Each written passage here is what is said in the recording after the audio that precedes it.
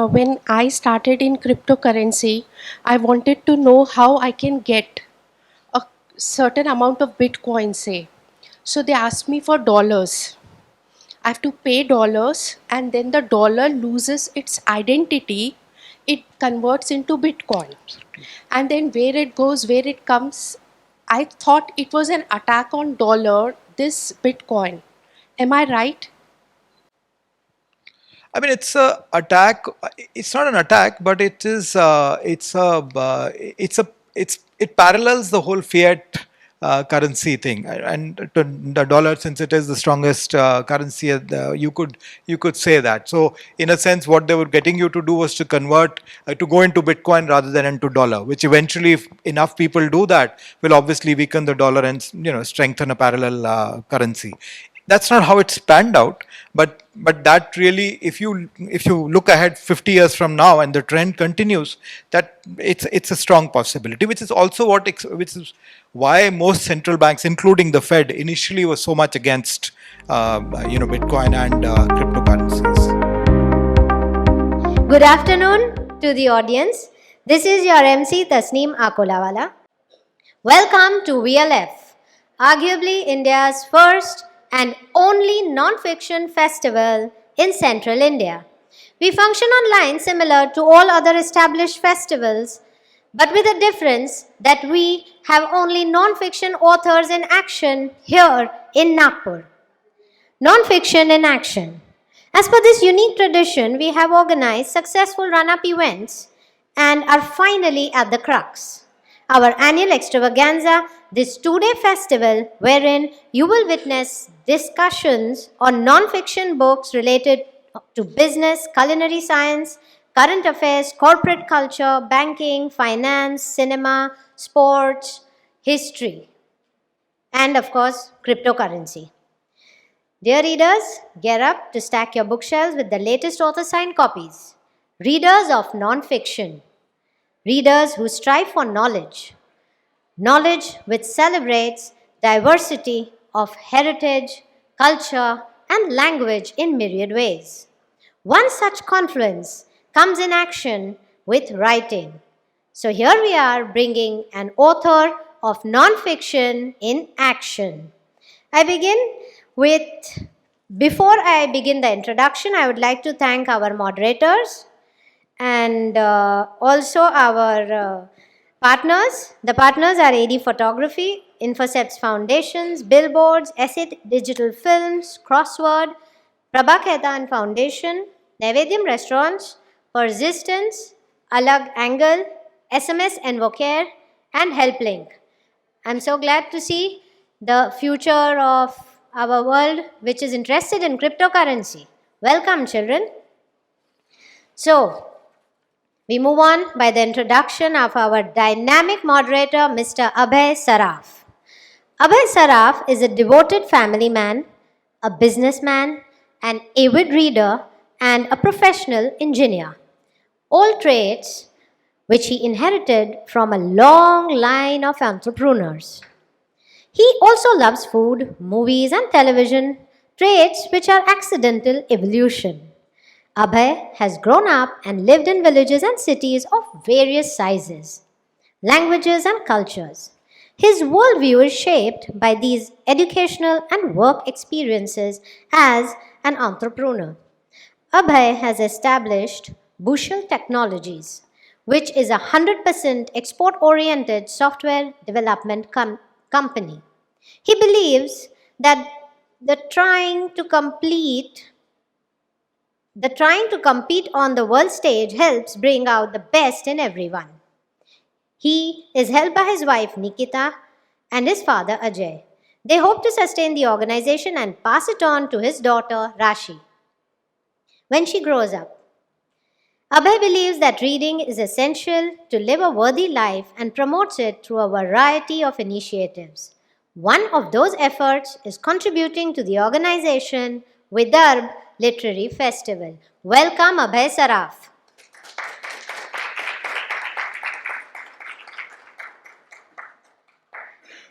The author in action, Sundeep Khanna.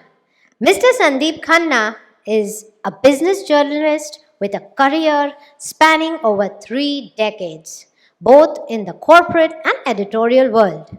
He is recognized as one of the leading business chroniclers in India. He completed his master's degree in English from Delhi University in 1985 and is presently a freelance columnist and a business writer. Mr. Sundeep Khanna also has his newsletter, Friction, which he updates every fortnight. As a business journalist, he writes about corporate governance in India, focusing on the governing and managing practices of companies in our country. Sandeep Khanna has been writing in this genre ever since the first personal computers came to India and writes regular columns for Money Control and Live Mint. His books include The Liberalization Story, a collection of essays on one of the most seminal events in business, Indian business. He has co authored Azim Premji, The Man Beyond the Billions, a biography of the world's best known philanthropist. And now we move on and begin the book discussion. I request our moderator, Mr. Abhay Saraf, to please escort our author to the dais. Welcome. Mr. Sundeep Khanna is very reluctant to be in the chair as somebody who is being interviewed. He has, I'll tell you, this would age him. The year I was born is when he started working as a journalist. That was back in 1985, right? So almost close to 40 years of history. And so you were born in Chandigarh, I believe, right? And how did your family come up to Chandigarh? Why don't you tell people about that? Right. So you did your college in Kolkata and St. Xavier's. That's right. I did my schooling and college in Calcutta. Also spent the best years of my life there. It's the city that that's closest to my heart. Unfortunately, I've been away from there for almost about 35 years now. Right. So how was that period? Were you a student reporter? Did you enjoy reporting in those days itself? Were you a part of the college newspaper? Yeah, by all of them. I think very early on in school itself, I started writing for the school magazine, and I used to. Abhay, you can take that. And I would debate a lot in school, and in I forget the specific year, but I think it was around 76 or 77 or maybe a little later. I read a cover story in a magazine called Sunday, Okay. which used to be edited in those days by M.J. Akbar. Right. It was about the starvation deaths in Kalahandi. Right. And that really shook me. And I think from that moment onwards, all I wanted to do was to be a journalist and get into journalism. So, through school and college, I used to write a little bit and then got into journalism after that. Yeah. One of your first jobs was at Data Quest, I believe. And it was a very pioneer in IT journalism. IT industry was not as big as it was. And we also, you had another session here on Azim Premji. Right. So you have been following IT industry for close to 35 years now. Absolutely. So how has that been journey? What were you reporting on back then? And what are you reporting? How has your reporting on IT factors changed over this 35 years? Yeah, I mean, it looks like a completely different world from the time that we started in 1985-86. DataQuest was a pioneering piece of media. And it was very interesting. But the person who set it up, Pradeep Gupta, he was an IITian himself, and he used to work in HCL, which was one of the early starters in the IT industry. And a lot of credit to him for having the vision in those days to give up because in the mid 80s, if you were working for an IT company, you were absolutely at the top of the heap. So the fact that he left that and he set up this small magazine shows that he was very visionary. But the industry was very tiny, till almost about 90. There were a handful of firms, there were about 100 companies. But to give you a sense of the size, we used to do an annual thing called the DataQuest Top 20, which was the ranking of IT companies by their sales turnover. And I remember in those days, the company which used to be number one was a company called IKIM, International Computers India Manufacturers, and their turnover was to be 7 crores. and they were the highest, they were the biggest company at that point of time. So size was small, and unfortunately, there were a lot of engineers in those days who'd come out of the IITs, gone to work for multinationals, and there was a certain entrepreneurial spirit that was in the air. So many of them left good jobs and set up companies. The problem was by the late 80s and the early 90s, there were just too many of them. The market was too small, and there were about 100 companies making computers in the country. So it led to a bit of glut in the market, and many of them collapsed. And but the smarter companies like Infosys and even HCL and subsequently Wipro and all, they moved into software where the global market was much larger. So yeah, different world altogether. And the scale of the business is much larger. There are hundreds of people now with online blogs and Twitter all following them now. Absolutely, absolutely. I mean, how large the scale and how little we anticipated this IT industry today. I'll give you a personal this thing. In 1992, I was in a magazine called Business Today, which is still there, and we did a cover story on the industries that will dominate India over the next 20-25 years. And I did a piece on the IT industry, and I projected that by the end of the century, which is 2000, it would be a $10 billion industry. And today it's what, $250 billion industry. So that's how little we expected. The growth of the industry that we've seen, the scale of growth has been absolutely unbelievable. And I've tracked other industries also, auto components, for instance, which again, through the early years of this millennium, it seemed like a hot industry. Pharma, for instance, and pharma and IT actually grew almost side by side. Right. Because many people set up pharma company. Also, it's very similar because they were also exporting to the US, the whole generic business. But to put it in perspective, pharma is today a $40 billion industry, Right. and IT is about $250 billion. So that's been the scale of growth of the industry. Yeah. I'll skip a bit of your career in middle. We'll come back to it later in the Sure, session sure. because I think it's related to other things.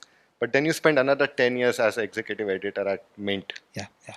How was that experience, having to decide what kinds of stories get reported and what don't? What kinds of pressures would come from corporates when you are doing some kind of forensics journalism? What would happen? Can you please talk to us about that? Yeah, sure. It was frightening. It was scary.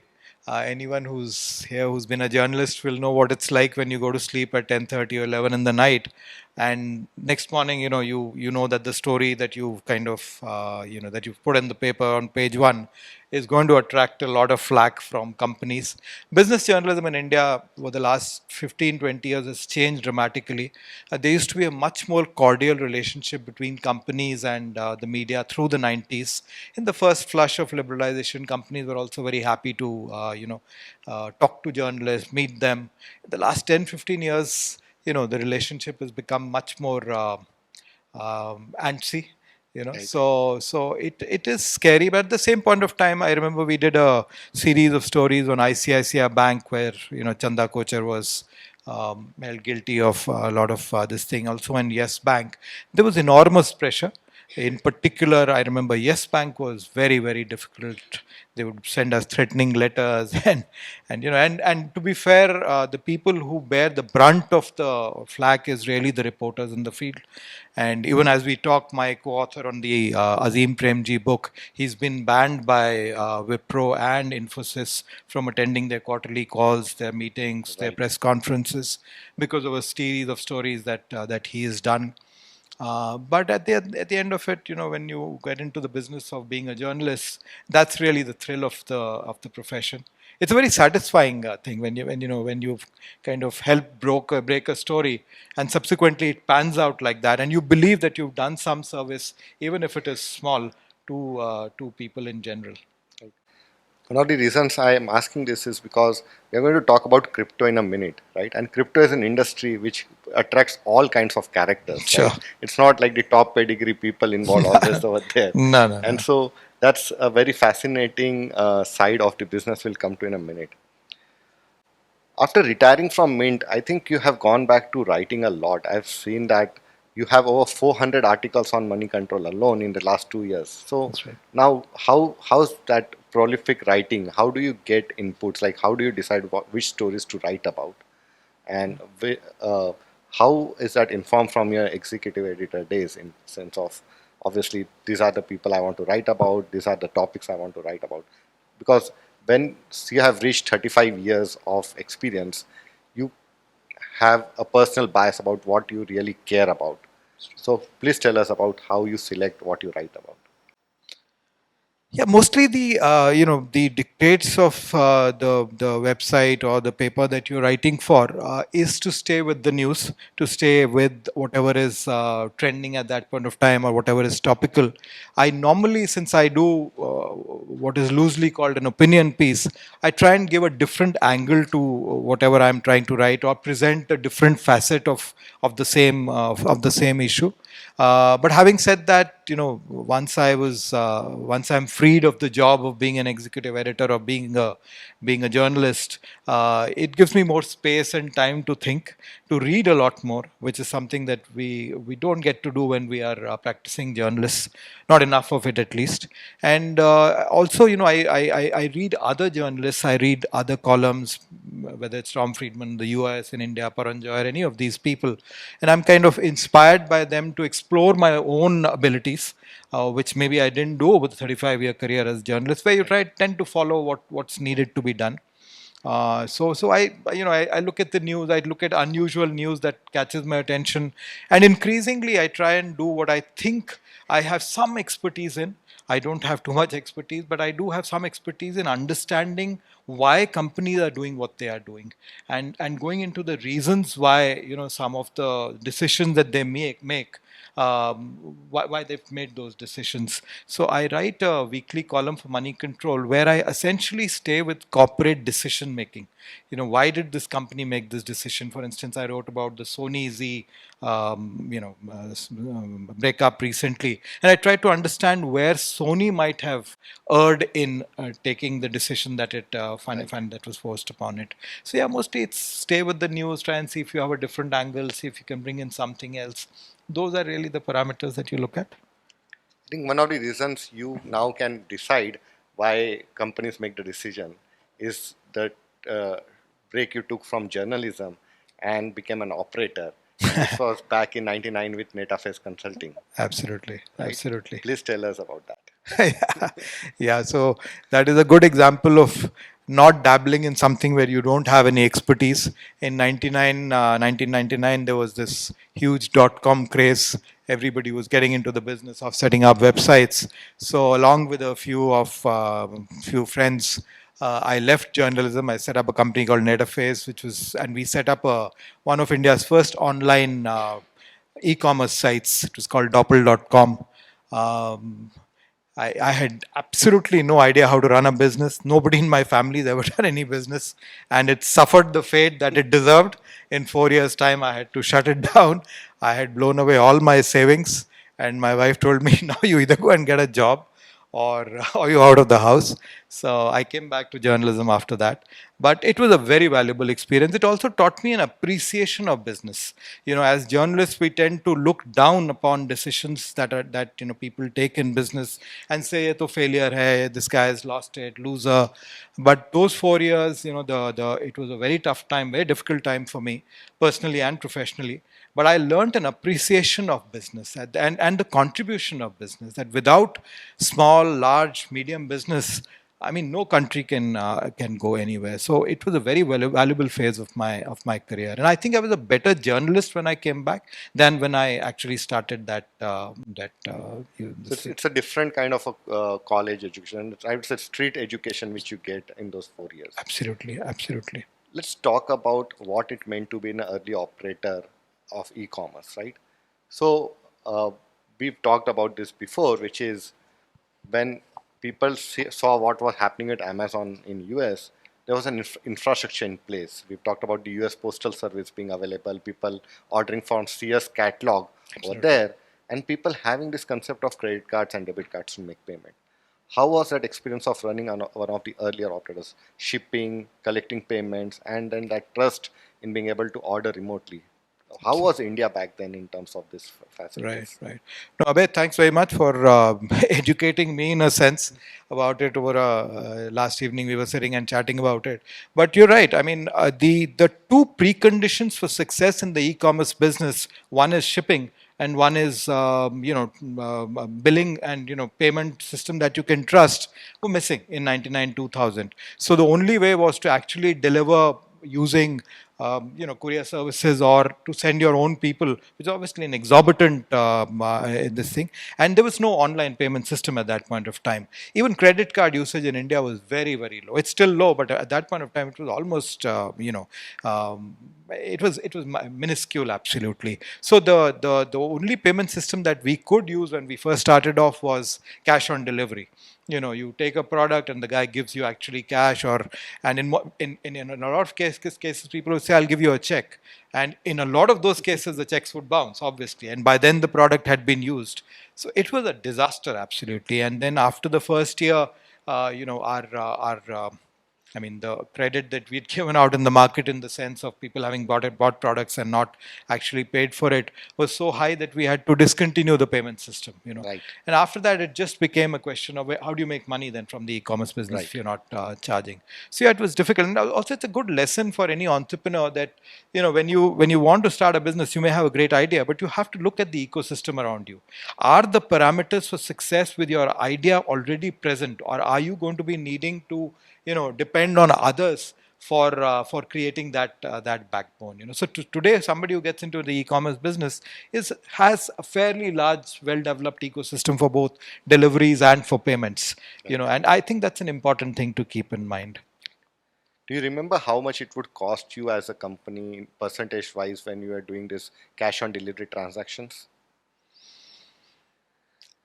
The percentage was probably not high, but the effort to deliver, to collect the payment, it just sucked all the oxygen out of the startup that we had. So instead of thinking about how to scale up, how to grow, how to get in a fresh round of funding, all the time, all we were bothering about was this guy hasn't paid. We would be making calls because it was a small outfit. There were just about 10 of us running that thing. So all of us did everything at that point of Right. time, and it takes away the energy that you need to scale and scale a business. And I think it's very important to step back from the business. And I know a lot of businessmen talk about rolling up your sleeves and dirtying your arms, but I think it's important to at least step away from the business, look at it and say, where is this going? Right. And it also stops you from making disastrous mistakes, which I think we made a series of because Right. we were under pressure at that point of time.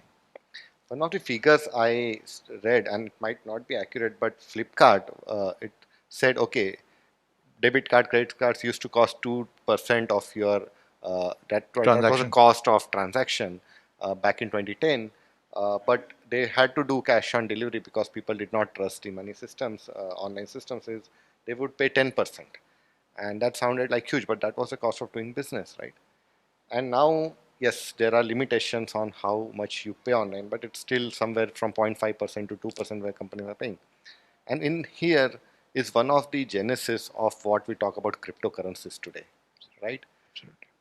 Where do the need for cryptocurrency arise in your mind when you're reporting about this transaction, your own experience? How would it have looked if you had a cryptocurrency, for example, as a payment option back in 99? What do you think? It's a very interesting observation more than a question.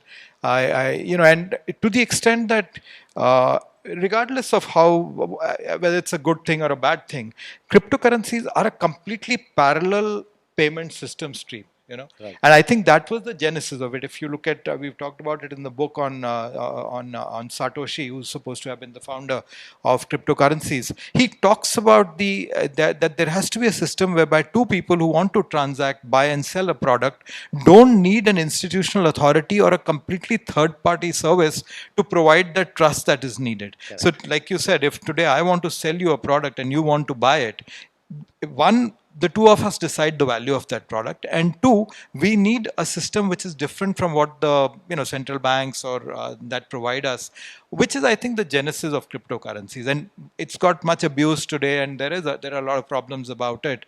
And I've talked about all those problems, the scams and this thing that happened. But intrinsically, the fact that there is need for a different digital payment system, I think now that is well established. And going back in 99 2000, honestly, if there had been even just one currency, Bitcoin or anything of that kind, we would certainly have experimented with it and said, we'll take payments on that.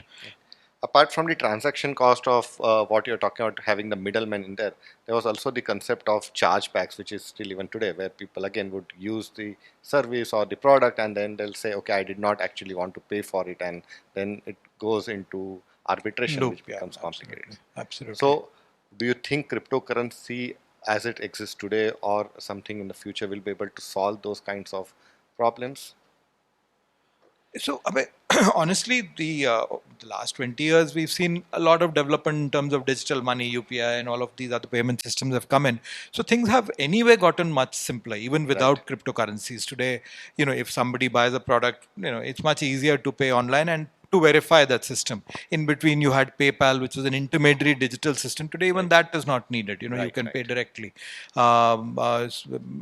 Cryptocurrencies are a completely alternate form. Not in. The problem with the whether UPI or any of the existing digital systems is that the value is still set by an authority over you, which you and I don't have a control. The RBI decides that the value of a dollar is 83 or 84 rupees, and in the US, the Fed decides. In every country, it's a central bank that decides that we're going to set this as the value of this particular currency. There is a growing number of people across the world, many much younger, people, who kind of dispute this. That why should somebody have the authority over what I want to trade with a person? It should be between the two of us that we should be able to decide the value of it. Right. Right. So I think that is the new impulse that led to the creation of cryptocurrency, apart from the speculative part of it, which is a different thing altogether. But I think the fact that younger people want more control over their lives. Right. And if you'll give me a minute, there is this young boy that I met for this book. Yes. He didn't want to be named, so I won't name him. He was a 21-year-old boy who, at the start of COVID, started doing a BCom course in Delhi University. Bright boy, he thought he'll do his BCom, then after the COVID is over, he would go and do his MBA program. His father was a small businessman who used to deal in real estate.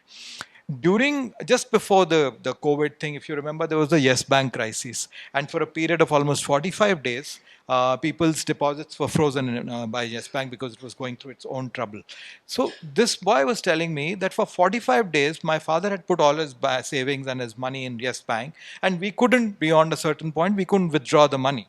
And it struck him that for no fault of ours, the banking system is today penalizing us. The problem is with Yes Bank, not with the depositor, not with this boy or his father. And similarly, when the Ukraine war started, US froze all Russia's financial assets. And he said, if they can do it to a country as powerful as Russia, why can't they do it to us? Right. And if you think about it, and it took me a while because I'm an old man and I don't understand these things, it took me a while to appreciate what he was saying. That if today, I have a family, I have a certain amount of money, I have my retirement money put into a bank. Suppose somebody decides we're going to freeze all of this. Right. I've done nothing about it. I have no control over it. So, which is where the impulse from a lot of young people was that I need a system which bypasses the central bank, the government, all of these authorities. It should just be my money lies in a place where nobody can touch it. Right. And I think that's where this whole crypto craze started. Correct. Eventually, it became a bubble. We know that, of course, but we'll talk about it. But I think that's where the impulse really started. It's also somewhat like cash on the internet, where it's anonymous, it's direct dealing between two people, not like a check which could bounce or something. So it's irreversible. Absolutely. But also, it also enables a lot of other things like tax evasions, for example. And anonymity also allows a lot of the early adherents, not as much now, but early it was like, people would use it to buy goods and services which would be prohibited in the general banking system or by the government. Sure. Let's talk about the stories about those which Yeah, you yeah. have talked about here. Yeah, sure. See, the honest truth is that while the idea was great in 2010 when Satoshi writes his paper and starts off and people float Bitcoin and all of that, but very soon it was hijacked by all kinds of scamsters, all kinds of, a lot of terrorism financing was actually happening through. It's probably still is. Maybe the numbers have come down, and the sheer anonymity of it meant that anybody could send money to anyone else anywhere in the world without any of the authorities actually finding out about it. So, lots of drug trade, lots of arms and ammunition financing, lots of terrorism financing. In fact, even now, at least one of the theories is that the money is the money that the whole Israel Gaza thing, this thing, the money came from actually from crypto financing. So yeah, it's been misused, a lot, and there are enough and more stories. There is the famous Romanian lady who floated a coin, and she was proselytizing this thing, and she floated her own cryptocurrency, and people put in their lifetime deposits into it, and she had a website running, and she promised exponential returns.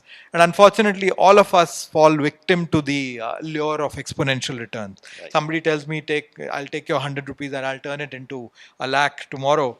I guess most of us would say, let me take a chance on it. And many people took a chance on it, and eventually she disappeared. And when she disappeared, the size of that scam is about $4 to $5 billion of people's hard-earned money across the world, who put it into their money, and it was like a Ponzi scheme. So she would say, if you bring in 5 depositors, you will get higher returns. So they would get in their friends and family to put in the money, and eventually she's just disappeared from the face of the earth. She's on FBI's most wanted list, but there is no sign of her, and it's believed that there could actually have been some foreign governments behind her, backing her. So crypto eventually became a huge scam by 2018, 2019. And sadly, when it was at the tail end of the scam across the world, it hit India. Following a Supreme Court judgment which allowed crypto trading in the country. So we've talked about crypto as a currency, and you just alluded to where crypto is as a store of value or as a speculative investment, and that attracts a lot more of the attention nowadays if we really talk about it when it comes to people. But you have covered 10 stories over here. One of the things Mr. Sundeep Khanna does is he loves to write about the people, right? So this book is about 10 people as much as it's about crypto. Absolutely. Right? Absolutely. And as he says, his strength is in writing business biographies, and he's actually written about 10 businesses here in this book. He's also written a book on Mr. Ajim Premji, which he talked about in the previous session. I don't know if I can mention, but he's also writing a book about Mr. Gupta. Yeah. I'm doing a book on the founder of Lupin, which is a large pharma major, a man called Deshbandhu Gupta, started off in 1967. Started the business in 1967. He passed away some years ago, but I've been speaking to his children, and I think he's one of the pioneers of, business itself in India. And his story really is a very interesting story because it starts and kind of spans 4 generations of entrepreneurship in India all the way into the mid 2000s. By the time he passes away in 2017, Indian business looks very different from what it looked in 2000 in 1967 when he started off. So yeah, that's been a fast. It'll take another 3 to 4 months for the book to come out. Right. But yeah. So in this book, in Crypto Storm, you talk about obviously 10 stories, and I'm going to come to 2 of those in a minute. But you also talk about the various things, the institutional response, because crypto is also about not trusting the institution, but then the government doesn't want to be left out, because if it gets left out, it's game over. Without the money, there's nothing they can do. You can't have a defense budget if you don't have a taxation.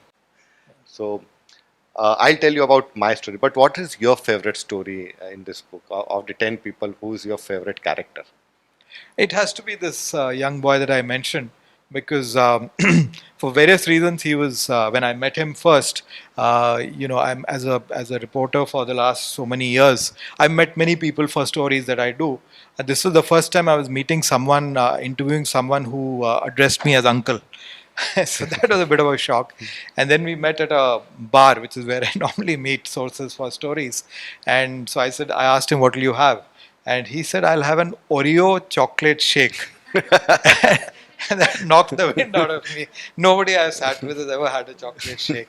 But then, after that, he became like my teacher for crypto. I didn't know a thing. I didn't understand. I'm too old to understand how crypto functions, at the core.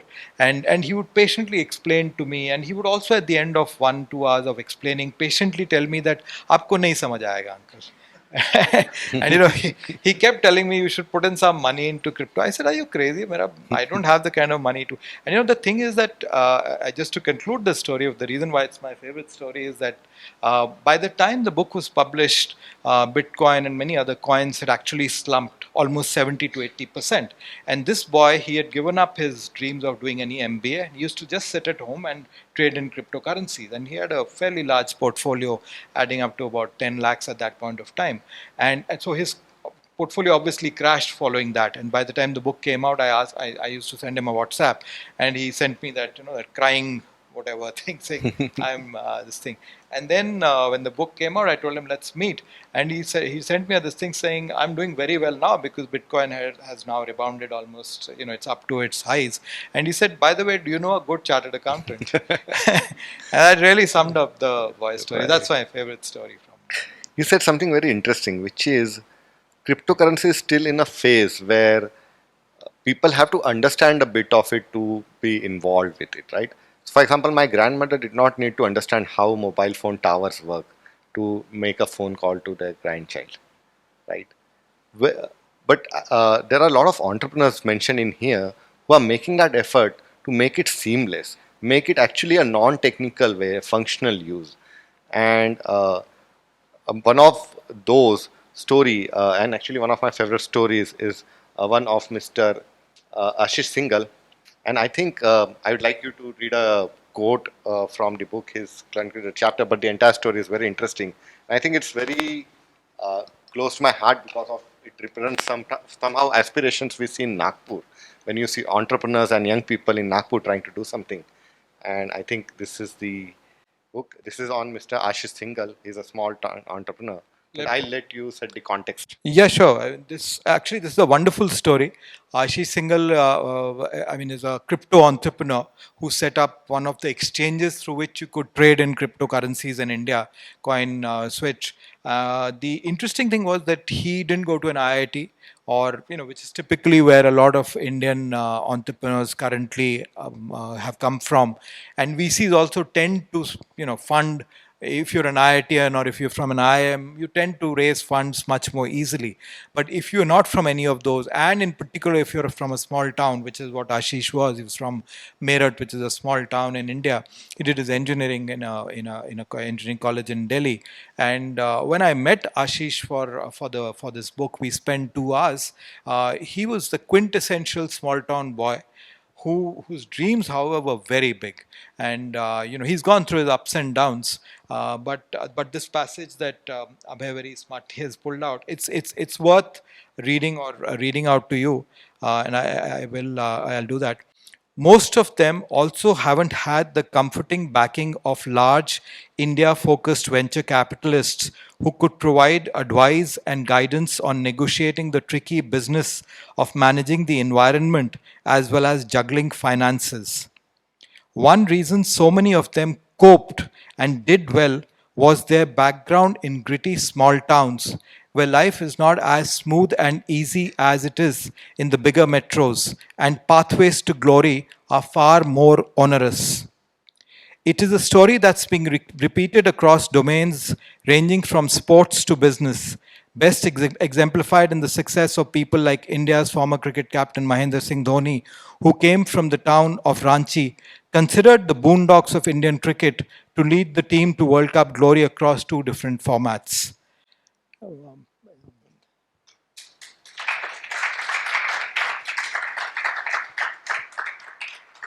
I don't consider Nagpur a small town, though Abhay says it is.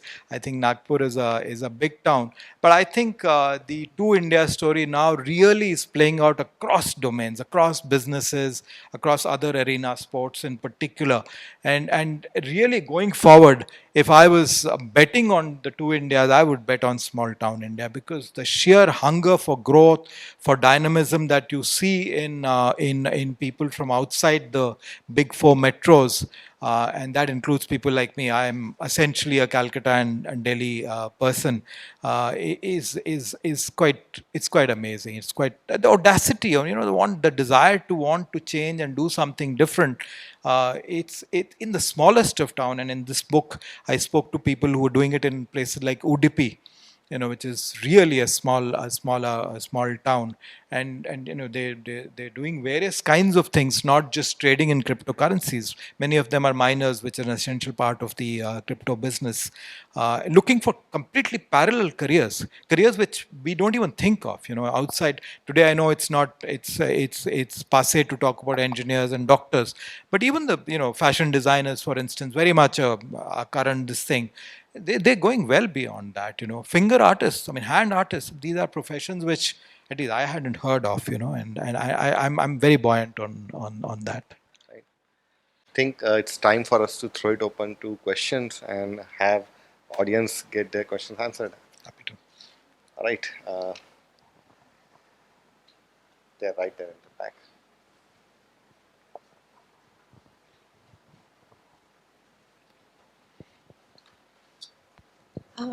Sir, when I started in cryptocurrency, I wanted to know how I can get a certain amount of Bitcoin, say. So they asked me for dollars. I have to pay dollars, and then the dollar loses its identity. It converts into Bitcoin. And then where it goes, where it comes, I thought it was an attack on dollar, this Bitcoin. Am I right? I mean, it's a attack. It's not an attack, but it is. It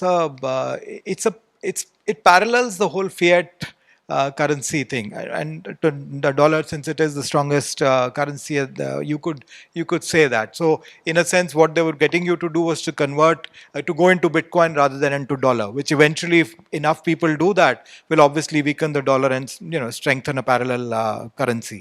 That's not how it's panned out, but that really, if you look ahead 50 years from now and the trend continues, that it's a strong possibility, which is also which is why most central banks, including the Fed, initially was so much against Bitcoin and cryptocurrencies.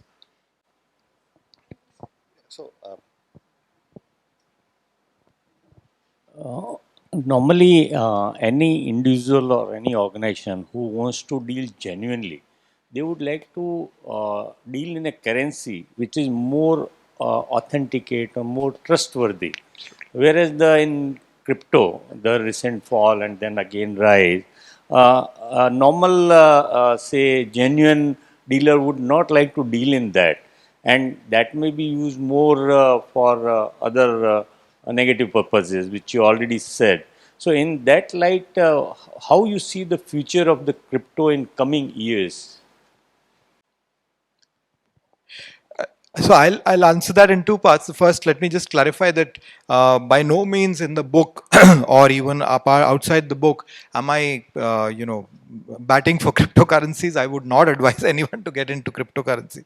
I think they are a very speculative play. But to come to specifically your answer, while it is true that a lot of speculators are involved in it, and a lot of nefarious activities takes place, and the Abhay and I were discussing, and Abhay mentioned a very interesting point, which is that because of the small float of cryptocurrencies, they tend to fluctuate a lot more violently, and I think that's absolutely bang on. But bear in mind, today, for instance, very recently, the SEC has actually allowed ETFs to invest in cryptocurrencies. And now you have large investment banks, BlackRock, for instance, or Goldman Sachs. They've actually got into cryptocurrencies. So the legitimization of cryptocurrencies is already at work. In fact, now no central bank is actually talking of banning it. I mean, Shaktikant Das, our central banker, is probably the only central bank who still insists that, look, this is an evil, we need to rid it. Bear in mind, I mean, I've got an entire chapter on it. The Indian government from 5 years ago, 4 years ago, when they first floated a bill, planned a bill, it was called Ban on Cryptocurrencies. That bill was never even presented in parliament, and today that has been diluted. It doesn't say ban, it just says Cryptocurrencies and other such digital currencies act. So whenever it's presented in parliament, so governments have also realized that it's here to stay. they're not going to disappear.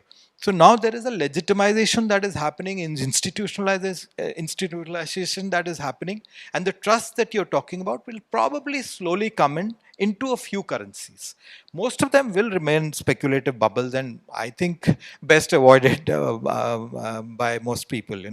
But I mean, there are penny stocks. There are stocks that people trade in. Everybody knows that they don't have a future, but लोग करते हैं और पैसा भी बनाते हैं. So Sir, when Noel Harari spoke of evolution of currency in his book, very famous book *Sapiens*, he said why we moved from barter to currency. The major reason was the promise that the currency offered.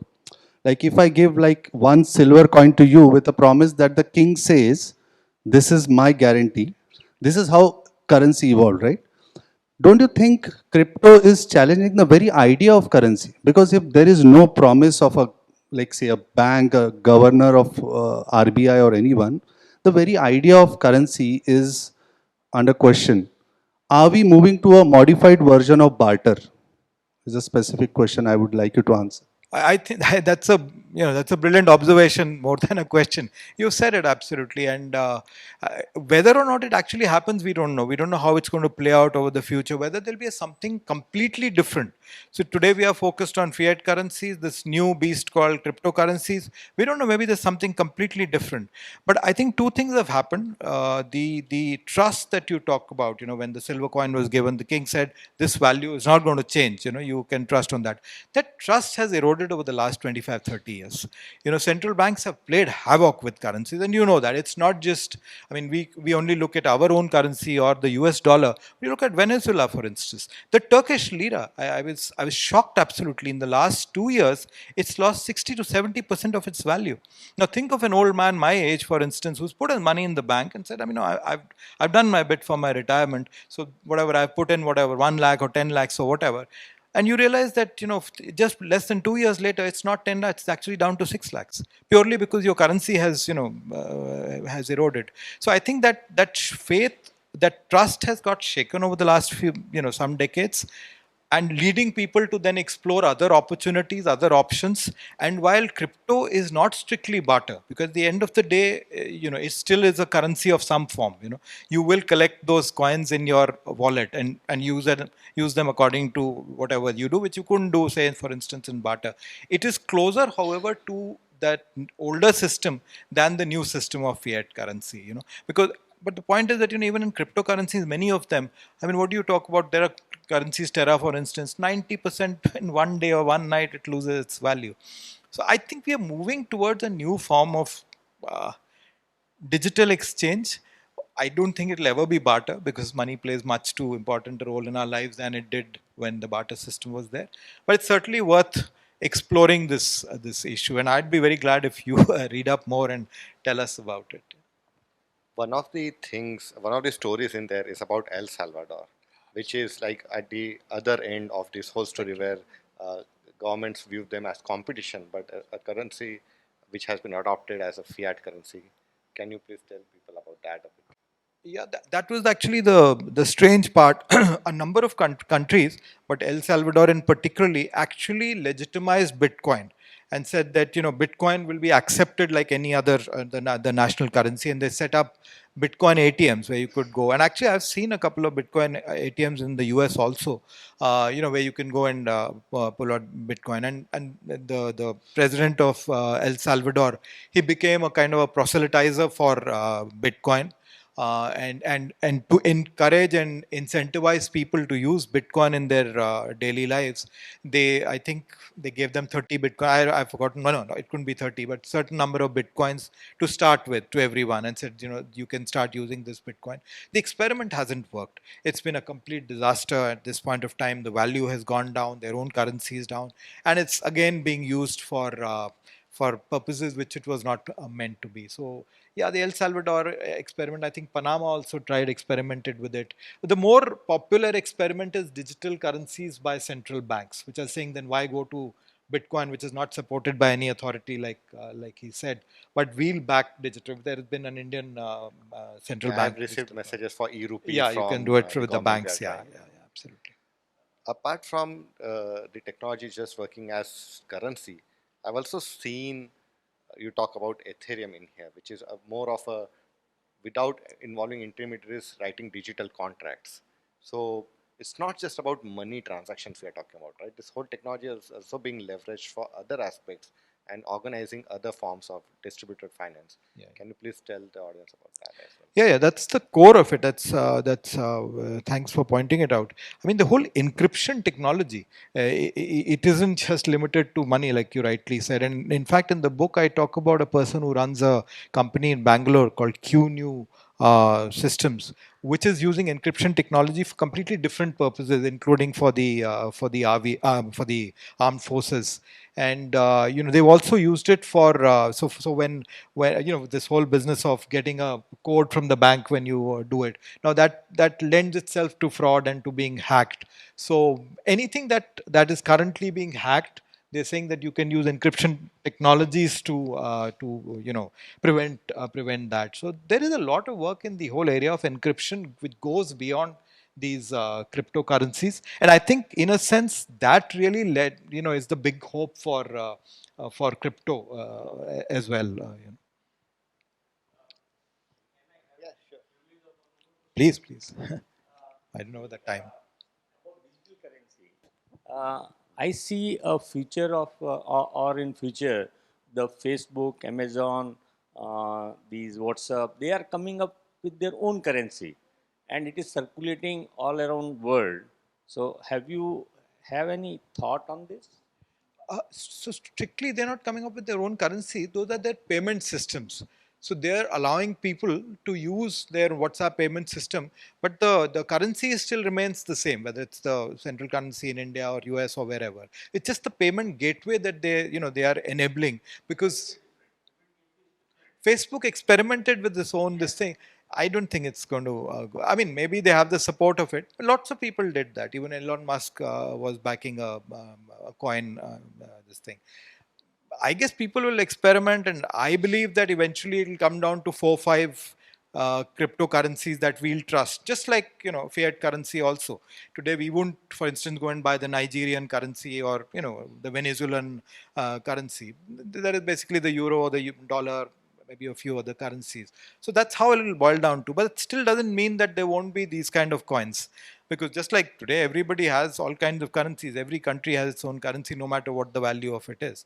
So I suppose we are moving into an area where corporations, which in many ways are now more powerful than many countries, will probably also have their unit of exchange. So.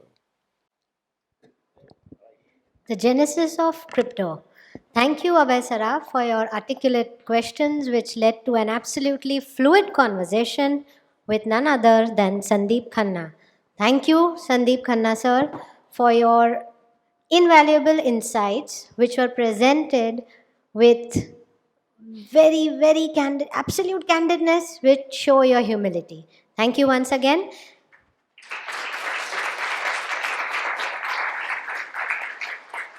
I now call upon Hemant Lodha sir.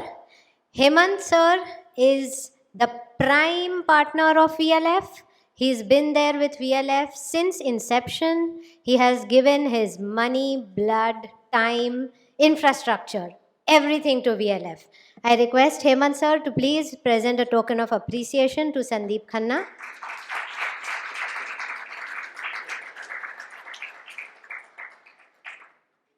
The token of appreciation has been customized specially for the author, and now I request Hemant sir to also present a token of a love to our moderator, Abhay Saraf. Thank you, everyone. This is a lunch break. After this after 45 minutes, you will have the next session coming up in each of the 4 rooms. I hope you enjoyed. Keep reading, keep buying. This is your time to pick up the book at a discount from Crossword and get it signed by your author. Thank you, everyone.